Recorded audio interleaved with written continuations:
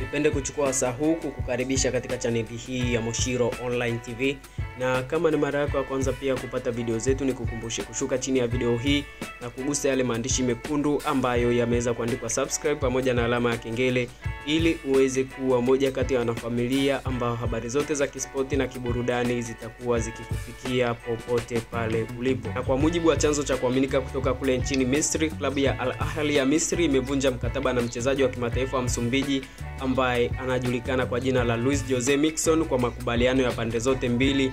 Na Luis Jose Miquissone alijiunga na Al Ahly ya Misri akitokea timu ya Simba Sport Club ya nchini Tanzania mwaka 2021, ila amekosa nafasi ya kucheza toka aondoke klabuni hapo.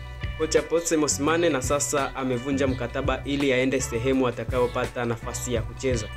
90% ya Luis Jose Miquissone anarudi katika timu ile ambayo alitoka kipindi anaelekea huko nchini Misri kwenda kucheza timu ya Al Ahly. Kwa sasa anategemewa kurudi katika timu ya Simba Sport Club ya nchini Tanzania, na inaelezwa kuwa ameshakubaliana kwa maslahi binafsi na uongozi wa timu ya Simba Sport Club. Tegemeo lolote ambalo litaweza likabia announced na klabu ya Simba Sport Club au mchezaji mwenyewe, tuangalie mwelekeo wake. Ili uendelee kuwa kwanza kupata video zetu, ni kukumbushe kushuka chini ya video hii na kugusa maandishi mekundu yaliyoandikwa subscribe.